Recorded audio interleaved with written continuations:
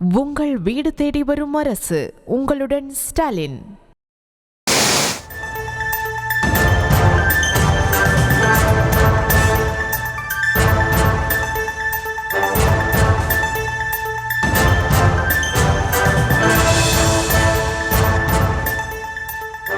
செங்கல்பட்டு மாவட்டம் நன்மங்கலம் பகுதியில் 10 அடி சாலையை அகலப்படுத்த வேண்டும் என்று வழக்கு தொடரப்பட்ட நிலையில் ஜேசிபி வாகனம் முன்பு படுத்த நபரால் அங்கு பரபரப்பு ஏற்பட்டிருக்கிறது. இது தொடர்பான விவரங்களோடு இணைகிறார் எமது செய்தியாளர் சுமன். சுமன், வணக்கம். என்ன நடந்தது, விவரம்?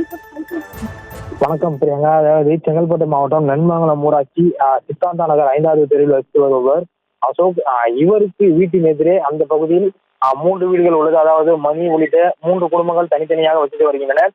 இந்த இவர்களது 2 வீட்டிற்கும் அந்த பகுதியில் உள்ள சாலையானது 10 அடி சாலை வசதியாக இருப்பதால் அசோக்கின் கார் அந்த சாலையில் செல்ல முடியாமல் இருப்பதால் இந்த சாலையை அகலப்படுத்தி தர வேண்டும் என அதிகாரிகளிடம் கேட்டிருந்தார். தொடர்ந்து இந்த சாலை 19 அடியாக இருந்ததும் தற்போது 10 அடியாக உள்ளதாகவும் ஒரு குற்றச்சாட்டு முன்வைத்து அதிகாரியிடம் மனு கொடுத்திருந்தார். இது குறித்தும் சென்னை உயர்நீதிமன்றத்திலும் வழக்கு தொடர்ந்திருந்தார். ஆனால் இந்த பகுதி மணி உள்ளிட்ட பகுதி மக்கள் இந்த சாலை பழைய ஆவணங்களில் அரசு ஆவணங்களில் 10 அடி சாலை வழியாக மட்டுமே உள்ளது என்பது குறித்தும் பொதுமக்களும் சென்னை உயர்நீதிமன்றத்தில் வழக்கு தொடர்ந்திருந்தனர்.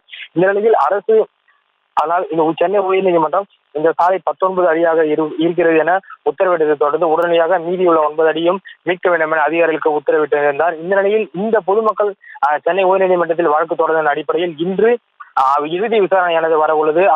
இந்த நிலையில் அதற்கு முன்னதாகவே இந்த தாம்பரம் தாசில்தார் மற்றும் வட்டாட்சியர் வருவாய்த்துறை அதிகாரிகள் உள்ளிட்ட சில அதிகாரிகள் காவல்துறை உதவியுடன் ஜேசிபி இயந்திரம் மூலம் இந்த 10 அடி சாலையில் 19 அடி சாலையை ஆக்கிரமித்து கட்டப்பட்டுள்ள வீடுகளை இடிக்க வந்த போது ஜேசிபி இயந்திரம் அடியில் அந்த பகுதியில் வசிக்கும் மணி என்பவர் ஜேசிபி இயந்திரத்தின் அடியில் படுத்துக் கொண்டதால் சிறிது நேரம் பரபரப்பு ஏற்பட்டது. அதாவது இந்த சாலை 10 அடி தான் உள்ளது, ஆனால் 19 அடி என்று அரசு அதிகாரிகள் ஒரு பொய்யாக கருத்து கூறி வருகின்றனர் என்று கூறி என் மீது ஏற்றிவிட்டு இந்த வீட்டை இடியுங்கள் என்ற ஒரு கத்தி கூச்சலிட்டார்.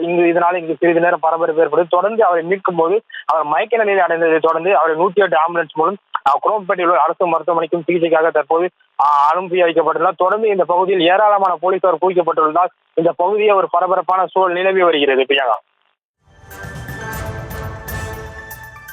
விவரங்களுக்கு நன்றி சுமன். உங்கள் வீடு தேடி வரும் அரசு. உங்களுடன் ஸ்டாலின்.